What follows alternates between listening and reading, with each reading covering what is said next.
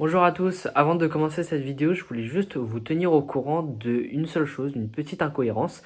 Il est possible qu'il y ait plus de deux parties dans la vidéo, donc parfois si vous voyez qu'il y aura une ou deux parties, une sur deux parties de la vidéo, il est possible qu'il y en ait plusieurs et que du coup, mais voilà, juste regardez le titre de la vidéo en elle-même et vous aurez la réponse claire parce que ce sera quand je le ferai à la toute fin. Mais du coup, je suis encore en train de tourner les vidéos et je voudrais vraiment mettre tout dans toutes les notions du chapitre dans une seule, dans plusieurs vidéos et non faire quelque chose de plutôt général. Et c'est pour ça que du coup, ça me prend énormément de temps et énormément de vidéos. Donc voilà, bon visionnage. Bonjour à tous, très heureux de vous retrouver pour cette nouvelle vidéo de trigonométrie. Donc du coup, dans ce chapitre de SPMath, nous allons aborder en deux parties. Donc ça, c'est la première vidéo, la première partie. Tout d'abord, nous aborderons les angles orientés. Donc dans ces angles orientés, nous verrons ce que c'est qu'un radian, le cercle trigonométrique, les angles orientés de deux vecteurs. Et dans la deuxième partie donc, de cette première partie de vidéo, nous verrons le cosinus et le sinus d'un réel, le réel étant un angle d'ailleurs, et les caractéristiques sur le cercle trigonométrique, ainsi que leurs valeurs remarquables et les formules des angles associés. C'est parti. Les radians. Donc, on va définir d'abord ce qu'est un radian et ça va être la base fondamentale pour ce chapitre de trigo. Donc, un radian, c'est une unité de mesure angulaire. Donc, angulaire, ça veut dire que c'est une mesure qu'on utilise pour mesurer des angles. C'est comme les degrés. C'est en fait tout simplement une méthode pour utiliser, pour mesurer les angles. Et donc, elle est de relation pi radian est égale donc à 180 degrés. Donc, tout d'abord, vous allez vous demander, mais pourquoi est-ce qu'on introduit une nouvelle unité de mesure d'angle? Parce qu'on était très bien avec les degrés, mais pourquoi est-ce que du coup on rajoute cette idée de radian? Eh bien, en fait, avec les radians, on va pouvoir faire énormément de nouveaux calculs, de nouvelles propriétés qu'on ne peut pas déduire avec les degrés, ou du moins qui sont plus difficiles à obtenir avec les degrés. Donc, c'est parti. Donc, on va d'abord faire un petit exercice, déjà regarder quels sont les angles remarquables, c'est-à-dire les angles qu'on peut facilement convertir de degrés en radians. Donc, tout d'abord, les 30 degrés. Donc, 0 degré, ça fait tout simplement 0 radian. Bien, maintenant, 30 degrés, eh bien, 30 degrés, c'est tout simplement... Non, on va faire quelque chose de plus simple. On va tout d'abord calculer 180 degrés. Donc, 180 degrés, on l'avait déjà dit, c'est pi radian. Donc, ça, c'est pi, tout simplement. Maintenant, le double de 180 degrés, c'est 2 pi. Et si on va prendre la moitié de notre 180 degrés, ce qui va donc nous donner 90 degrés, et bien tout simplement, 90 degrés va nous donner pi sur 2, parce que tout simplement, 180, c'est le double de 90 degrés. Donc voilà. Et maintenant, on va prendre la moitié de 90 degrés. 90 degrés, donc divisé par 2, ça nous fait pi sur 4, parce qu'on fait pi sur 2 divisé par 2, ce qui nous donne donc pi sur 4. Et du coup là, vous ne pouvez pas vraiment le savoir, enfin si vous pouvez le savoir, c'est assez facile en fait. Pour 30 degrés, on a pi sur 6 et pour 60 degrés, on a pi sur 3. Pourquoi? Parce que si vous vérifiez, pi sur 6, quand vous remplacez le pi par 180 degrés, vous obtiendrez 180 divisé par 6, soit donc 30 degrés. Et c'est comme ça que vous pouvez toujours convertir pour passer simplement de radian à degrés, bien vous remplacez tous les pi par 180 et vous obtiendrez tout simplement votre résultat en degrés. Alors, le cercle trigonométrique. Donc c'est une nouvelle notion qu'on va apprendre. C'est assez compliqué à comprendre au début, mais vous allez voir, c'est ultra simple. Donc le cercle trigonométrique, c'est un peu comme une horloge. Je vais dessiner donc mon horloge, mon cercle, si vous voulez. Sur mon horloge, je vais donc dessiner l'axe des abscisses et ainsi que l'axe des ordonnées. Mon axe des abscisses, lui, aura pour mesure 1, donc un rayon de 1. 1 étant égal à, on va voir à quoi ça correspond, mais il n'a pas de mesure pour l'instant, on ne va pas donner de mesure pour l'instant. Donc le rayon aussi ici. Et ici, bon, on va faire attention, c'est pas 1, c'est moins 1. Et ici, moins 1 aussi. Parce que pourquoi? En fait, on regarde en fonction du sens trigonométrique, vous allez voir qu'en fait, dans un cercle trigonométrique, déjà à quoi ça sert le cercle trigonométrique? Mais en fait, le cercle, il vous sert à lire les mesures en radian. Donc à travers ce cercle, parce que c'est la façon la plus facile, du moins, de lire une mesure en radian et les comparer, bien sûr. Donc du coup, imaginons que j'ai envie de placer mon point pi sur 2. pi sur 2, souvenez-vous, c'est égal à 90 degrés sur le cercle trigonométrique. Donc, 90 degrés, comment je le représente? Par où je commence en fait? Eh bien, déjà de 1, mon cercle, je vais toujours, pour faire une mesure, commencer sur ce point-là. Ce point-là aussi, il s'appellera 0. C'est pas le même 0 que celui-là, c'est juste un point 0, enfin, on va le nommer A, et d'angle 0. Pourquoi l'angle 0? Eh bien, si je veux faire un radian, bah, je vais commencer par ce point-là. Et après, à partir de cela, je vais faire d'autres mesures. Donc, revenons à notre pi sur 2. Eh bien, pi sur 2, pour le trouver, eh bien, je vais aller dans le sens trigonométrique, le sens direct. Et non, ce n'est pas le sens des aiguilles d'une montre, mais c'est le sens inverse des aiguilles d'une montre. Donc, il y aura toujours comme ça. Quand on veut lire une mesure, on le posera toujours de cette manière-là. Sauf si on aura des moins. Dans ce cas-là, on ira dans ce sens-là, le sens inverse, donc le sens indirect, si vous voulez, ou négatif. Toutes ces mesures-là seront positives quand on lira dans cette mesure, dans ce sens-là, et toutes les mesures seront négatives quand on lira dans ce sens-là. Ça, c'est un moins, ça, c'est plus. Et donc maintenant, mon 90 degrés, eh bien 90 degrés, je vais juste faire une rotation de 90 degrés pour obtenir donc le point B de pi sur 2.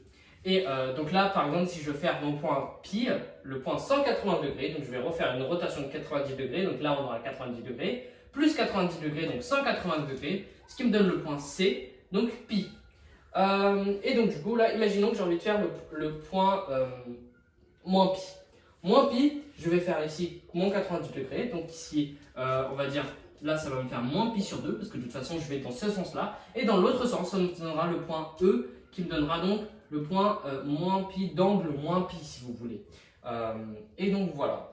Alors, à partir donc de ce cercle trigonométrique, on peut distinguer plusieurs propriétés. La première étant celle que, enfin l'une des propriétés étant celle que deux réels x et x', pardon, peuvent être associés au même point du cercle si et seulement s'il existe un entier relatif k tel que x moins x' est égal à k fois 2pi. Donc, qu'est-ce que ça veut dire en fait? Ça veut dire que, imaginez qu'on ait deux points sur le cercle. Donc, imaginons voilà, ce point-là. Et si je rajoute 360 degrés à ce point-là, eh bien j'aurai un autre point que je vais appeler x. Okay, donc le point x d'angle, on ne sait pas pour l'instant. Il aura juste, on sait qu'il aura 90 degrés plus 360 degrés. Parce que de toute façon, quand on fait 360 degrés, on retombe sur le même point de toute façon. Vous pouvez essayer sur un cercle, ça sera toujours le même point. Donc je pars de ce point-là et je fais 360 degrés. Soit j'ajoute, soit j'enlève 360 degrés. Mais j'obtiendrai toujours, je tomberai toujours sur le même point. Sauf que je n'aurai pas la même mesure. Hein. Ça, c'est bien compliqué. Mais du coup, pour savoir si deux points sont sur le même cercle, enfin si deux angles sont sur le même point, sont confondus sur le même point, eh bien, on va utiliser cette propriété-là, parce qu'on n'aura pas toujours à disposition le cercle trigonométrique. Imaginez que, je ne sais pas, moi j'ai 90 plus 720 degrés. Où est-ce que je le pose? Eh bien, en fait, c'est ça qui va nous permettre de calculer cette dernière. Donc, on va prendre deux points deux angles, 5 pi sur 2 et pi sur 2, qu'on va devoir poser sur le cercle trigonométrique. Mais d'abord, 5 pi sur 2 et pi sur 2, comment est-ce que je sais qu'ils sont de même point? Eh bien, en fait, je vais passer par la propriété. Donc, on va dire que ça sera égal à x, et là, x'. Donc, ce qui va donc nous donner 5 pi sur 2, moins pi sur 2, et 5 pi sur 2 moins pi sur 2, ça me fait 4 pi sur 2. Donc, du coup, 4 pi sur 2, c'est bel et bien égal à 2 pi. Et 2 pi, si vous voulez faire apparaître la propriété, on aura 1 qui sera égal à k, et donc du coup 1 fois 2 pi qui sera donc ici. Donc ça veut dire que quoi? Ça veut dire que pour obtenir ce point-là, soit j'enlève 5 pi sur 2, soit j'enlève 2 pi à 5 pi sur 2, ou alors soit je rajoute un tour, donc 2 pi. 2 pi, souvenez-vous, c'est égal à 360 degrés. Hein. Ça, il ne faut pas oublier que 2 pi est égal à 360 degrés. Eh bien, j'ai mon point pi sur 2 ici. Eh bien, je vais faire 360 degrés, ce qui va donc me donner le point x. Et x n'est pas égal à 90 plus 360 degrés, mais bien, 5 pi sur 2. Donc 5 pi sur 2 en radian. Donc c'est comme ça que vous pouvez déterminer à travers cette propriété qui est très importante et qui peut donc découler à plein d'autres choses. Donc on passe à présent aux angles orientés de deux vecteurs. Donc je vais aller très rapidement parce que c'est pas ultra important, mais c'est quand même quelque chose de basique et je dois quand même vous le faire. Donc un angle orienté, qu'est-ce que c'est? Eh bien en fait déjà de base, un angle, si vous voulez, il n'a pas vraiment de signe. Il est juste positif si vous voulez. Mais sauf que quand on introduit cette notion de cercle trigonométrique, souvenez-vous que le sens direct donnera toujours des résultats qui seront positifs et le sens indirect donnera toujours des résultats qui seront négatifs. Et à partir de ça, eh bien en fait on mesure des angles. Parce que imaginez que j'ai envie de poser le point 45 degrés. Que j'ai envie de poser 45 degrés sur mon cercle, mais du coup en radian. Eh bien 45 degrés, souvenez-vous, c'est égal à pi sur 4, parce que c'est des mesures que vous devez apprendre. Eh bien je commence ici toujours avec mon point ici pour poser un cercle et je vais dans le sens direct parce que mon angle est positif. Donc du coup, ici je vais aller à pi sur 4, mais ici souvenez-vous 90 degrés. On a 90 degrés, donc pi sur 2. Mais la moitié de pi sur 2, c'est pi sur 4. Et donc du coup, en fait, ce sera la moitié d'ici, on va dire à peu près là. Et comment est-ce qu'on le trouve exactement? Eh bien, souvenez-vous, donc ici, on aura un angle de pi sur 4, soit donc 90 degrés. Voilà, donc ici c'est en radian, hein, toujours le cercle trigonométrique sera toujours en radian. Et donc ici vous aurez votre point, ce ne serait pas un point pi sur 2, hein, ça s'appelle juste, on va l'appeler A le point.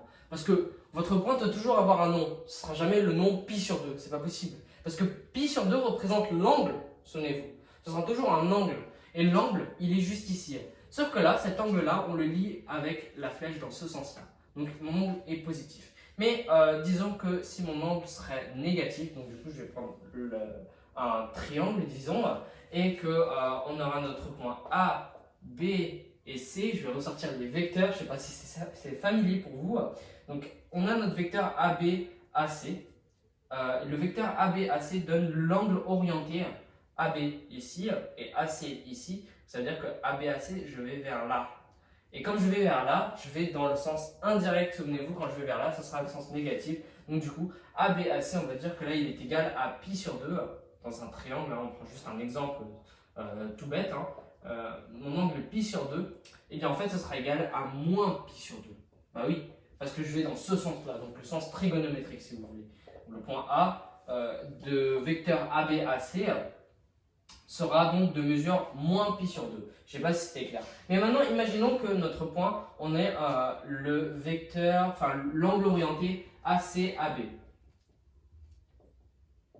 Eh bien, ça, en fait, c'est l'inverse. Hein. Je viens juste de faire l'inverse. Eh bien, en fait, on aurait à ce moment-là, à partir de ce moment-là, on ira dans ce sens-là. Et donc, ce sens-là, c'est le cercle positif. Donc, du coup, on aura une mesure d'angle, donc B, pi sur 2. Ce qui fait que, du coup, en fait, l'angle orienté, c'est quoi tout simplement? C'est juste un angle normal, mais à qui on a ajouté cette notion de signe en fonction du sens. Le signe va dépendre du sens, le signe de l'angle orienté va dépendre du sens. Et pourquoi est-ce qu'on introduit cet angle orienté? Eh bien en fait, dans le cercle trigonométrique, on parlera toujours d'angle orienté, parce que de toute façon, qu'on aille ici, qu'on le lise de ce sens-là ou de ce sens-là, tout cela dépendra donc de notre signe. Parce que si on va dans ce sens-là, on n'aura que des mesures qui seront négatives. Mais si on va dans ce sens-là, on aura toujours des mesures qui seront positives.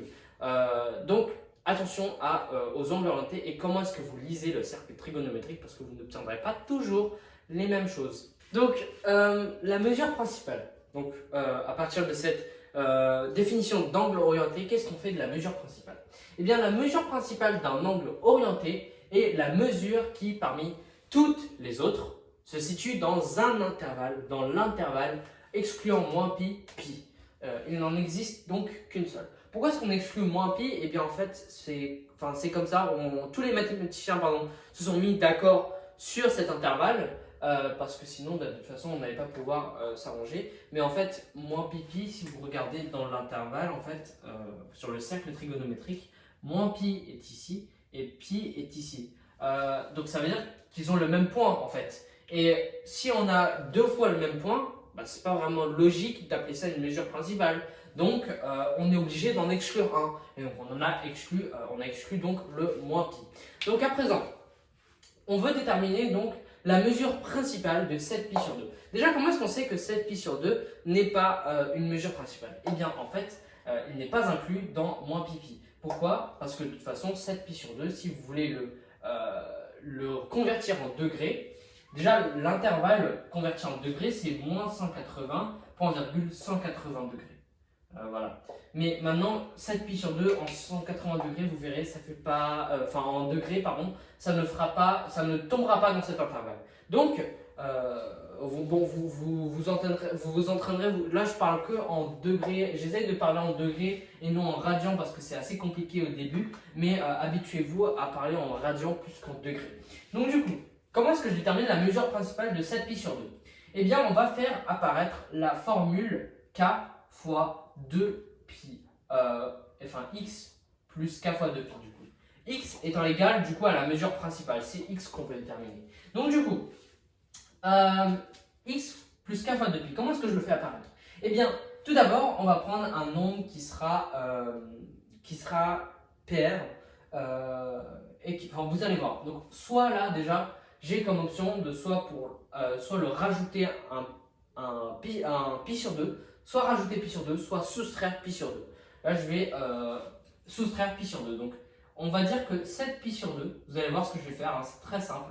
7pi sur 2 est égal à 6pi sur 2, plus pi sur 2. Donc là, en fait, je vais rajouter pi sur 2, c'est beaucoup plus simple. Donc là, je viens juste de décomposer, tout simplement. J'ai juste fait une décomposition. Mais on remarque que... ou non, pardon. J'ai fait une bêtise, excusez-moi. Non, je vais tout simplement juste faire... enlever pi sur 2. Donc si j'enlève pi sur 2, je suis obligé de faire 8pi sur 2. Et donc vous remarquerez que 8pi sur 2 moins pi sur 2, ça fera 7pi sur 2. Donc on est toujours au même nombre. On a juste décomposé là. Donc maintenant, 8pi sur 2, c'est égal à 4pi moins pi sur 2. Et là, 4pi moins pi sur 2, hop, on se rapproche en fait. 4pi moins pi sur 2, c'est égal à tout ça. K fois 2pi sur 2. Et je vais faire apparaître le K. Donc c'est 2 fois 2pi moins pi sur 2. Et donc, ma mesure principale pour 7pi sur 2, c'est tout simplement moins pi sur 2. Car moins pi sur 2 appartient à l'intervalle moins pi. Pi, vous pouvez le vérifier sur votre calculatrice en convertissant en degrés, si vous voulez. Moins pi sur 2, là, on va faire comme exercice de le placer. Moins pi sur 2, comment est-ce que je le place? Parce que là, on a des moins. Vous vous souvenez, les angles orientés, comment est-ce qu'on fait pour le placer sur un cercle? Eh bien en fait, le cercle, on va le faire dans le sens indirect parce que de toute façon, dans le sens indirect, on n'obtiendra que des angles négatifs, c'est ce qu'on veut. Et on fait une rotation donc de 90 degrés parce que pi sur 2 c'est égal à 90 degrés. Et 90 degrés, on l'obtient juste ici, donc moins pi sur 2. Mais à quoi ça sert la mesure principale? Eh bien en fait, elle vous servira à placer plus facilement sur un cercle trigonométrique défini en moins pi pi votre point. Parce que de toute façon, vous n'allez pas pouvoir apprendre toutes les mesures. C'est comme apprendre une infinité de mesures. C'est comme quand, par exemple, on vous demande en fait de poser 428 degrés sur votre cercle. Vous faites quoi? Eh bien, en fait, vous allez trouver la mesure principale de 428, c'est-à-dire faire 360, parce que là, vous ne pouvez pas le poser. Vous allez faire sur mon rapporteur, avec un rapporteur, vous n'allez pas pouvoir le poser. Il faut que vous le fassiez de manière plus facile.